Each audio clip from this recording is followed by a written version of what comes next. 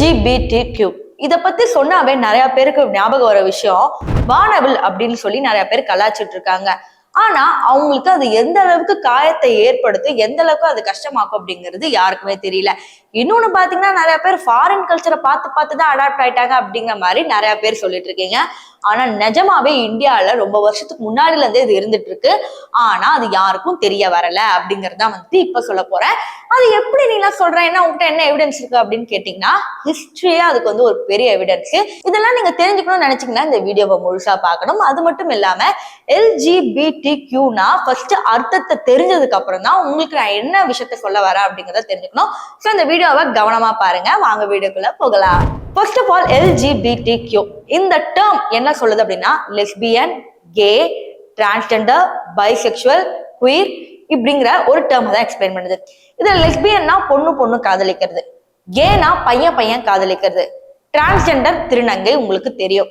அது பொண்ணு பையனா மாறதோ பையன் பொண்ணா மாறதோ இது இந்த லிஸ்ட்ல வந்துடும். அடுத்து பாத்தீங்கன்னா பைசெக்சுவல். இப்போ ஒரு பொண்ணு இருக்காங்கன்னா அவங்களுக்கு பையன் மேல இன்ட்ரெஸ்ட் இருக்கும், பொண்ணு மேல இன்ட்ரெஸ்ட் இருக்கும். அடுத்து குயர்.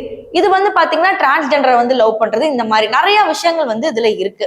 சோ இது எல்லாத்துக்குமே வேற டேர்ம் கொடுக்க வேண்டாமேன்னு சொல்லிதான் LGBTQ. இப்ப இதுல இருக்கிற வார்த்தைகளுக்கு ஒரு சிம்பிள் அப்படிங்கறதுனால ரெயின்போ சிம்பிளை கொண்டு வந்தாங்க. 7 கலர்ஸ் 7 நேம்ஸ் அப்படிங்கிற மாதிரி எடுத்து கொண்டு வந்துட்டாங்க. இப்போ இதை கலாய்க்கிறதெல்லாம் தாண்டி எந்த அளவுக்கு உங்களுக்கு நாலேஜ் இருக்கு அப்படிங்கறத இப்ப டெஸ்ட் பண்ணி பார்த்துடலாம். LGBTQ நிஜமாவே ஃபாரின்ல இருந்து வந்திருக்குன்னு சொல்ற நீங்க என்ன எவிடன்ஸ்ல ஃபாரின்ல இருந்து வந்திருக்குன்னு சொல்றீங்க? ஏதாவது ஒண்ணு சொல்லுங்க, யோசிங்க. எதுவுமே கிடைக்காது. ஏன்னு பாத்தீங்கன்னா நீங்க மிச்சவங்க கமெண்ட்ஸை பார்த்து இன்ஃபுளுன்ஸ் பண்ணி இவ்வளவு நாள் பேசிட்டு இருந்தீங்க. இப்ப நான் அதுக்கு நிஜமான ரீசன் சொல்றேன். ஆக்சுவலி LGBTQ அப்படிங்கிறது நம்ம இப்பதான் கலாச்சிட்டு இருக்கோம். ஆனா நீங்க அதுக்கு கொஞ்சம் வருஷத்துக்கு முன்னாடி போகணும். இந்த ரீசன் என்னன்னு தெரிஞ்சுக்கணும்னா கரெக்டா 1816க்கும் முன்னாடி நான் சொல்றேன். அப்போ ராஜா காலத்துல எல்லாம் பாத்தீங்கன்னா நவாப்ஸ் இருக்காங்கல்ல, அவங்கள மகிழ்ச்சி படுத்த ஆண்களே பெண் போல வேடமிட்டு அவங்களோட இருக்கிறதா ஒரு ஹிஸ்டரியும் சொல்லுது. இது ஒரு பக்கம் இருக்க, அப்படியே நம்ம காமசுத்ரா புக் பத்தியும் கொஞ்சம் பேசுவோம். காமசுத்ரா புக்னா நீங்க நினைக்கிறீங்களே அதுக்கான புக் மட்டும் கிடையாது. செக்ஸ் எஜுகேஷன் பத்தி சரியா தெரியாதவங்க அந்த புக்கை பார்த்து படிச்சு தெரிஞ்சுக்கலாம். நீங்க வேற விஷயத்துக்காக அந்த புத்தகத்தை பயன்படுத்துறாங்கன்னு நினைச்சீங்கன்னா அங்கேயும் உங்களுக்கு தெரியலன்னு தான் அர்த்தம்.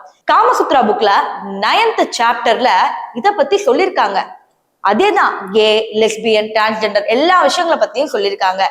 இத கேட்க ஆச்சரியமா இருந்தாலும் உண்மை அதுதான். அப்ப இந்தியன் ஹிஸ்டரியில இவ்வளவு தூரம் இவங்க இருக்காங்கன்னா ஏன் திடீர்னு காணாம போய் திருப்பி எப்படி புதுசா வந்தாங்கன்னு கேட்டீங்கன்னா அதுக்கும் ஒரு ரீசன் வச்சிருக்கேன். 1860 இதுல என்ன ஆகுதுன்னு பாத்தீங்கன்னா பிரிட்டிஷ் நம்மள ஆண்டுகிட்டு இருக்காங்க. தாமஸ் அப்படிங்கிற ஒரு பிரிட்டிஷ் ரூலர். இவரும் பாத்தீங்கன்னா பிரிட்டிஷ் கவர்மெண்ட்டுக்கு ஒரு பெரிய இடத்துல இருக்கிறவர் தான். இவர் என்ன ரூல் போடுறாருன்னா இந்த மாதிரி பொண்ணு லவ் பண்றது, பையன் லவ் பண்றதுலாம் பெரிய கிரைம். இந்த மாதிரி நீங்க பண்ணிட்டு இருக்கிறத பாத்தீங்கன்னா நான் உள்ள ஜெயில தூக்கி போட்டுருவேன் அப்படின்ற மாதிரி அப்ப கடுமையான சட்டம் கொண்டு வரப்பட்டது. அதனால இவங்களுக்குள்ள ஆசை இருந்தாலும் இவங்களுக்குள்ளேயே மூடி மறைச்சு அப்படியே விட்டுட்டாங்க. ஈவன் டிரான்ஸ்ஜெண்டர்ஸ்க்கும் இதே சட்டம் தான். இதனால என்ன ஆகுதுன்னு பாத்தீங்கன்னா யாராலையும் வெளியே வர முடியல. அதாவது பொண்ணுக்கு பொண்ணு பிடிச்சிருக்குன்னா அவங்களே வற்புறுத்தி பையனை கல்யாணம் பண்ணிப்பாங்க. பையனுக்கு இதேதான் நடக்கும். டிரான்ஸ்ஜெண்டர்லாம் ஒரு பையன் பொண்ணா மாற முடியாம கஷ்டப்பட்டு தனக்குள்ளே வச்சுட்டு இருப்பாங்க. இத்தனை வருஷம் இப்படிதான் போயிட்டு இருந்துச்சு. அதுக்கப்புறம் 1947 இண்டிபெண்டன்ஸ்க்கு அப்புறம் தான் எல்லாருக்குமே ஒரு தெளிவு வர ஆரம்பிக்குது. தனக்குள்ள நடக்கிற சேஞ்சஸ அவங்க சோசியல் மீடியால எல்லாம் போட்டு பாக்குறாங்க. எப்படி இதனால ஏன் நடக்குது அப்படிங்கிற மாதிரி. இப்பதான் எல்லாமே வந்துருச்சு. ஓ இதெல்லாம் ஹார்மோனல் சேஞ்சஸா அப்படின்னு சொல்லி இதுக்கப்புறம் புரிய ஆரம்பிச்சுதான் அவங்க இந்த குரூப்ல ஜாயின் பண்ணிக்கிறாங்க. இதுல நம்ம காஞ்சனா படத்தை ஒரு எக்ஸாம்பிளா எடுத்துப்போம். காஞ்சனா படத்துல அந்த பையன் அழுதுட்டு என்ன சொல்லுவான், நான் எவ்வளவோ நான் மாத்திக்கணும்னு ட்ரை பண்ணேன், ஆனா என்னால முடியல, அது ஏதோ ஹார்மோனல் சேஞ்சஸ் ஆமா, நான் என்னமா பண்ணுவேன் அப்படிங்கிற மாதிரி அழுதுட்டே அந்த பையன் சொல்லுவான். நான் ஏன் இப்படி பண்றேன்னு தெரிஞ்சுக்கிறதுக்காக நான் புக்ல நெட்ல எல்லாம் கூட பார்த்தேன்ப்பா. அது காரணம் ஹார்மோன் சேஞ்சஸ் ஆம்பா. ஏன் தப்பு இல்லப்பா. சோ அது பார்க்கும்போது நம்ம எமோஷனல் சீன்னு கடந்து போயிடுறோம். இது அவங்களுக்கு மட்டும் இல்ல, இந்த LGBTக்குள்ள இருக்கிற நிறைய பேருக்கு இதே மாதிரிதான் நடந்திருக்கு. இன்னொன்னு என்னன்னா இவங்கெல்லாம் இருந்தா பிறப்பு விகிதம் எல்லாம் கம்மி ஆயிடுமே, ஆண் பெண் சேர்ந்தாதானே குழந்தை வரும் அப்படின்னு கேட்கறது எல்லாமே ரைட்டு. ஆனா சயின்டிபிக் நிரூபணமா இன்னொன்னு நிரூபிச்சிருக்காங்க. ஒரு பையன் கல்யாணம் பண்ணிக்கிட்டாலும் குழந்தை பெத்துக்க முடியும், ஒரு பொண்ணு கல்யாணம் பண்ணாலும் குழந்தை பெத்துக்க முடியும். அப்படி இருக்கிறப்ப எல்லாமே ஓகேன்னு வரப்ப எது தலையா மாறப்போகுது? இப்போ நீ அவங்களுக்கு சப்போர்ட் பண்றியா சப்போர்ட் பண்ணலான்ற விவாதத்துக்கே வர வேண்டாம். அவங்க இஷ்டப்படிதான் இருக்க போறாங்க. யாரு என்ன சொன்னாலும் அவங்களும் மாற மாட்டாங்க, நீங்களும் கமெண்ட் அடிக்கிறத மாத்தி போறது இல்ல. அப்ப இருக்கிறபடி அப்படியே விடுறதுதான் வந்து நல்லது அப்படிங்கறத நான் சொல்றேன். நம்ம இந்தியன் லால இதுக்கு எதிராக என்ன சட்டம் இருக்கு அப்படின்னு பாத்தீங்கன்னா எந்த ஒரு சட்டமே இல்ல. நீங்க ரிலேஷன்ஷிப்லாம் இருந்துக்கலாம், அது வந்து உங்களுடைய தனிப்பட்ட விருப்பம். பட் சேம் செக்ஸ் மேரேஜ் இந்தியால அலௌடட் இல்ல. அதாவது ஒரே பாலினத்தவர் சேர்ந்த இருவரும் கல்யாணம் செஞ்சுக்க முடியாது அப்படிங்கிற மாதிரி இங்க இருக்கு. அதே மாதிரி நீங்க அமெரிக்கா பக்கம் வந்தாலும் சேம் டு சேம் அவர் சொல்லிட்டாரு ட்ரம்ப், ஆண் பெண் இரு பாலினம் தான், இதுல எல்ஜிபிடிக்கும் கிடையாது, டிரான்ஸ்ஜெண்டரும் கிடையாது அப்படிங்கிற மாதிரி ஒரு விஷயத்த கொண்டு வந்திருக்காங்க. பட் சென்னையில அடிக்கடி பரேட் நடத்திட்டே தான் வராங்க அவங்கள பத்தி வெளியே சொல்றதுக்கு. சோ ஒரு சிலது வரம்பு மீறி போற மாதிரி தெரிஞ்சாலும் அங்க நிறைய பேருக்கு நிஜமாவே ஹார்மோனல் மாறினாலதான் அவங்க இந்த மாதிரி விஷயத்துல தள்ளப்பட்டிருக்காங்க.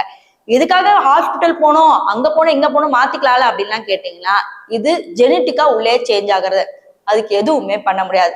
சோ அவங்க புரிஞ்சுட்டு அனுசரிச்சுட்டு தான் போனோம். இதை நான் ஏன் சொல்றேன்னா 1998 ஃபயர்னு ஒரு படம் வருது, இண்டோ கனடியன் பிலிம். இந்த பிலிம்ல என்ன பேசுறாங்கன்னா லெஸ்பியனோட ரிலேஷன்ஷிப் பத்தி பேசுறாங்க. ஒரு பொண்ணு இன்னொரு பொண்ணை காதலிக்கிற மாதிரி. இந்த படம் டெல்லியில வந்தோடனே அத்தனை கட்சியினரும் போராடி அந்த படத்தை ஓட விடாமலே பண்ணிட்டாங்க. சோ இத பத்தின விஷயம் வந்து நமக்கு இப்ப புதுசா இருக்கு. ஆனா முதல்ல இருந்தே இருந்த விஷயத்த நமக்கு தெரியாத மூடி மறைச்சு இப்ப நம்மளே வந்து தெரியாம அதை பத்தி கமெண்ட் பண்ணிட்டு இருக்கோம். சோ அதுக்குதான் நான் முதல்ல கேள்வி வச்சேன், ஃபாரின் கல்ச்சர்ல இருந்து நம்ம அடாப்ட் பண்ணிட்டோம்னா என்ன எவிடன்ஸ் இருக்கு, ஃபாரின்ல இருந்து அது ஸ்டார்ட் ஆச்சுன்னு உங்ககிட்ட கேட்டேன். சோ நிறைய பேர் என்ன நினைச்சிருப்பீங்க, சீரீஸ் மூலம் மூவிஸ் மூலம் இதெல்லாம் வந்திருக்கும் அப்படின்னு நினைச்சீங்கன்னா தப்பு. நம்ம இந்தியன் ஹிஸ்டரியிலேயே இருக்கு, நம்ம ராஜா காலத்துல இருந்து இந்த விஷயம் இருக்கு. ஆனா ஒவ்வொருத்தவங்க ரூலர் மாறி மாறி வரப்ப, ஒவ்வொன்றும் மாறி மாறி போறப்ப, எல்லாமே மாறுறப்ப இப்படிதான் மூடி மறையுது. இதற்கு தீர்வு என்ன அப்படின்னு கேட்டீங்கன்னா ஒவ்வொருத்தர் ஒவ்வொரு மாதிரிதான் சொல்லுவாங்க. சோ இருக்கிறது அப்படியே விடட்டும், அவங்களோட ஹார்மோனல் சேஞ்சஸ் அவங்க தான் பொறுப்பேற்று அவங்க என்ன பண்ணணுமோ அதை பண்ணிட்டு போறாங்க. அதுல ஒரு மனிதனை கமெண்ட் அடிக்கிறதோ இல்ல அவங்களை இழிவுபடுத்தி பேசுறதுக்கோ யாருக்குமே உரிமை இல்லை.